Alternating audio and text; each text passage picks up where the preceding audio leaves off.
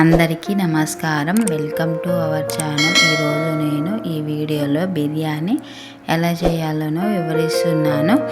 ఇది తక్కువ టైంలో తక్కువ ఇంగ్రీడియంట్స్తో ఎక్కువ టేస్ట్గా కొన్ని టిప్స్తో సహా నేను ఇందులో షేర్ చేస్తున్నాను.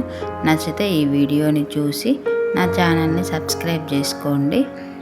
శుభ్రంగా కడుక్కున్న చికెన్లోకి అల్లం వెల్లిగడ్డ పేస్టు, నిమ్మరసము, బిర్యానీ మసాలా, ఉప్పు, కారము, పసుపు వేసుకొని మ్యాగ్నేట్ చేసుకొని 1 గంట పక్కన పెట్టుకోవాలి.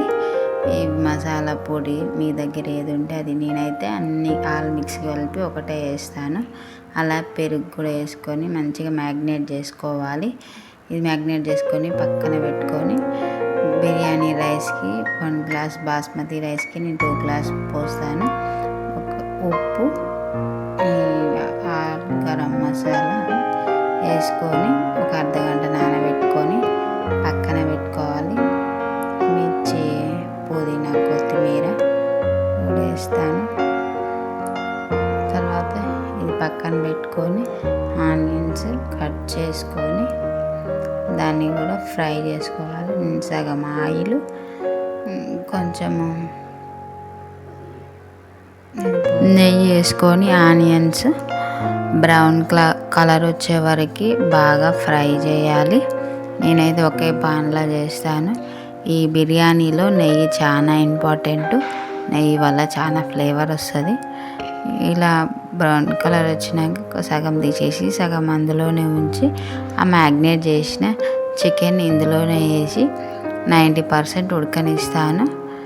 ఇవి బాగా కలుపుతూ 90% ఉడికినాక ఆ బియ్యం, ఇటు సైడ్ పక్కన బియ్యం ఉంటుంది కదా, దాన్ని పెట్టి దాన్ని కూడా ఉడికించి అది పుల్ల అంటే పట్టుకొని చూస్తే ఇరిగేంత వరకు ఉడకనిచ్చి అది దీనిపైన పొరలాగా వేస్తాను. వేసి అది ఉడుకుతుంది.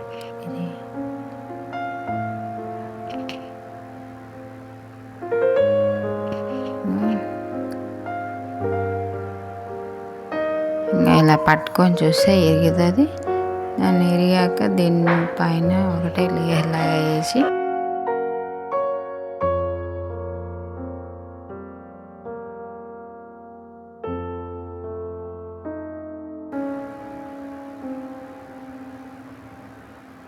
ఇంకా మొత్తం ఇందులో వేసి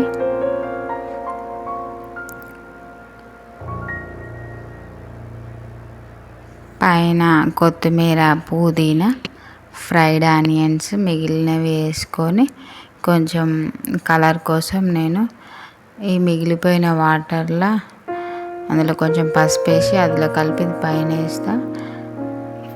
నెయ్యి కూడా పోస్తా. నెయ్యి వల్ల ఫ్లేవర్ బాగుంటుంది.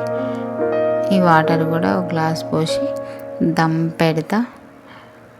కింద ప్యాన్, పైననేమో ఇది, తర్వాత వాటర్. ఇక ఇలా కిందనేమో దోశ ప్యాన్ ఇది, ఇలా పైన వాటర్ పెట్టి 15 minutes to 20 minutes ఉడికినాక ఇలా బిర్యానీ రెడీ అవుతుంది. ఒకసారి మీరు కూడా చేయండి. ఇది హోటల్లో కంటే ఇది బాగా టేస్ట్ ఉంటుంది. నచ్చితే నా ఛానల్ సబ్స్క్రైబ్ చేసుకోండి. అందరికీ బాయ్.